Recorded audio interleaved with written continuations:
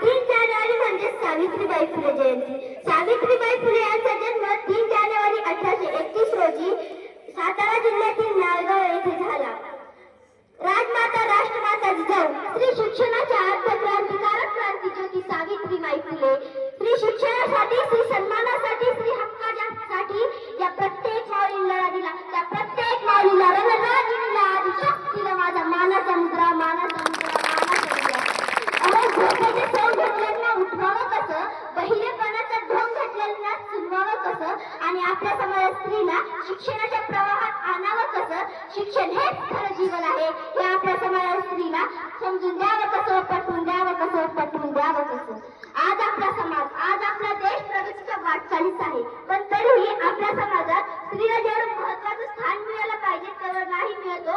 म्हणूनच एका स्त्रीला, एका लहान मुलीला तिच्या आईच्या गर्भातच मारून टाकलं जायचं. तिच्या जन्म अगोदरच तिचं बाळपण हिरावून घेतलं जायचं. तेव्हा ती उमायची काही तो लहान जीव आपल्या आईला बोलायचा, पुरुष तत्वाच्या ओझ्याखाली लपलेलं जग उभ्या आसुरयांनी पाहायचं. पुरुष तत्वाच्या ओझ्याखाली लपलेलं जग उभ्या आसुरयांनी पाहायचं.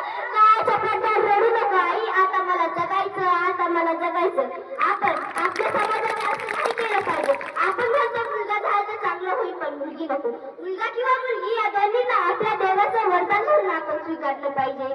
तरी आम्हाला मुलगाच हवा, कारण आपली संस्कृती पुरुष प्रधान संस्कृती आहे ना. रात्री 10 रुपयाची आणि बायकोला मारायचं, हीच का हो आपली पुरुष प्रधान संस्कृती? कोणी मला सांगेल का हीच का हो आपली पुरुष प्रधान संस्कृती? तरी आम्हाला मुलगाच हवा, कारण मुलगा म्हणजे वंशाचा दिवा, मुलगा म्हणजे कुलदीपक. पण मुलगी नाही का तुमच्या वंशाची पंथी बनू शकत? तिला पण हक्क आहे जगायचा. मुलगा एकच घरचा दिवा, मुलगी सासर आणि माहेर हे दोन्ही घर तेवढ ठेवणारी एक धगधगती बोट आहे, हे विसरू नका, लक्षात ठेवा.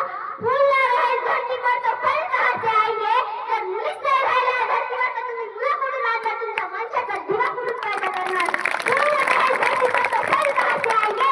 अंश काट कर अपना तुम वंश कहाँ से बढ़ाओगे? अंश काट कर अपना तुम वंश कहाँ से बढ़ाओगे?